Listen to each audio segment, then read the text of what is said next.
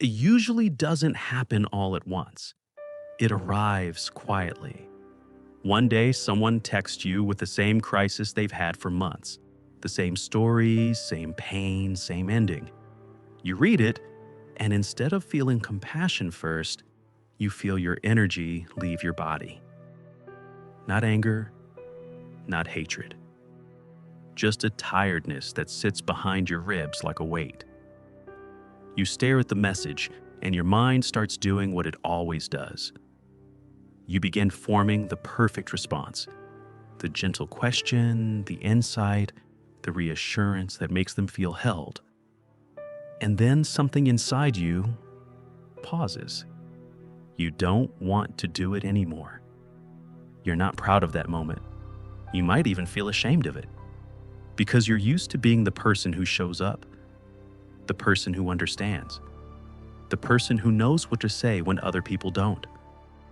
So when you feel that pause, your mind tries to explain it in the harshest way possible. Maybe I'm selfish now. Maybe I'm becoming cold. Maybe I'm not the kind of person I thought I was. But you're not broken for feeling this. You're not cruel. You're not losing empathy. You're waking up to the difference between caring and carrying. And the most painful part is that no one sees what you're carrying. From the outside, you still look kind.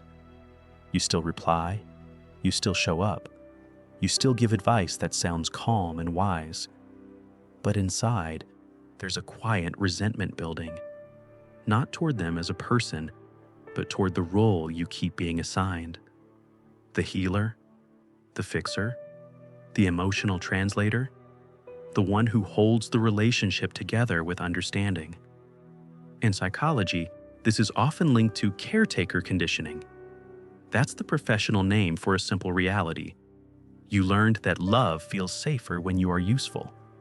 If you grew up in an environment where emotions were unpredictable, where tension filled the room like weather, you probably learned early that peace didn't just happen. It had to be made. So you became good at reading micro changes, tone shifts, silences, mood swings. You learned to prevent explosions by shrinking your needs and expanding your patience.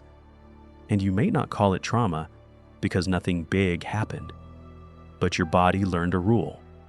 If I can fix what's happening in them, I won't have to feel what's happening in me. That's why fixing people feels so natural.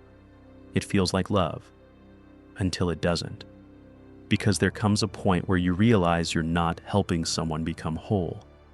You're helping them stay the same while you slowly disappear. Most people think the urge to fix is just kindness, but the deeper truth is that fixing is often a form of attachment. In psychology, this is called externalized regulation. It means your emotional stability becomes tied to someone else's emotional state. When they are okay, you can breathe. When they are falling apart, you feel responsible for restoring balance. So you don't just offer support, you organize their chaos. You send the paragraph, you send the resources, you reframe their pain into something survivable. You stay on the phone longer than you want to because hanging up feels like abandonment. You might even notice how your body reacts before your mind catches up. A heaviness in your chest when their name appears, a tightness in your stomach when you hear their voice. Not because you hate them, because you already know what's coming. The same emotional spiral, the same helplessness, the same moment where they ask in subtle ways for you to carry what they refuse to hold. And here's the cruel part. People who need fixing often don't actually want change. They want relief. So they come to you for temporary comfort, then return to the same patterns, the same choices, the same excuses. And your empathy turns into a loop, a cycle of offering clarity to someone committed to confusion. This is where guilt becomes a weapon inside you. Because once you've been the strong one, your mind treats boundaries like betrayal. You start thinking, if I stop helping, I'm abandoning them. If I step back, I'm heartless. If I don't reply, I'm not who I said I was. In psychology, this is often tied to emotional enmeshment, where care and identity became intertwined. You weren't just someone who loved, you were someone who saved. So when you decide to stop fixing, it doesn't just feel like you're letting them down. It feels like you're letting go of yourself.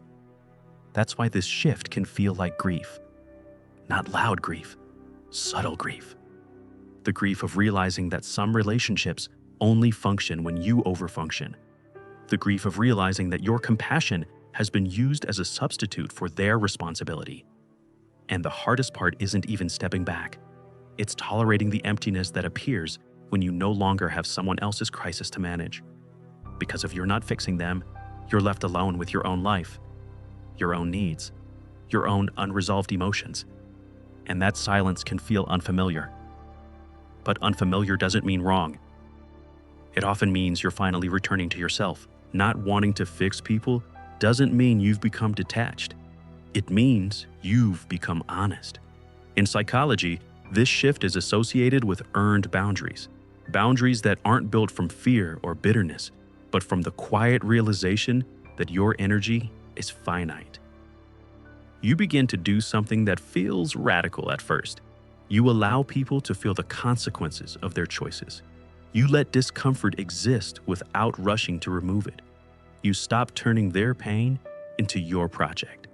And your mind will try to punish you for it. It will call you selfish. It will say you're giving up. It will tell you that love means staying. But that voice is old programming, because you were trained to believe that love is proven through sacrifice. So the first time you don't step in, guilt will rise. Not because you did something wrong, because your system is adjusting. This is where most people panic and return to the role. They send the message, they apologize, they re-enter the dynamic. Not because they want to, because being the fixer feels familiar, and familiarity can feel like safety, even when it hurts. But there's another way this can go. You can stay. You can let the guilt pass through without obeying it. You can let someone be disappointed without rushing to repair it. You can let someone misunderstand you without exhausting yourself trying to be understood. And something changes when you do that. You begin to notice that the people who truly care about you don't require you to disappear to stay connected. They don't demand your emotional labor as proof of love. They meet you. And the people who only valued you when you were useful will often pull away when you stop fixing. That part hurts, because it forces a truth into the light. Some connections were built on your overfunctioning. And you might grieve that. You might grieve the version of love you hoped it was. You might grieve the fantasy that if you just tried harder, they would finally become different. In psychology, this is part of role release, the moment you stop being the person who carries what others avoid. And what emerges on the other side isn't hardness, it's clean compassion.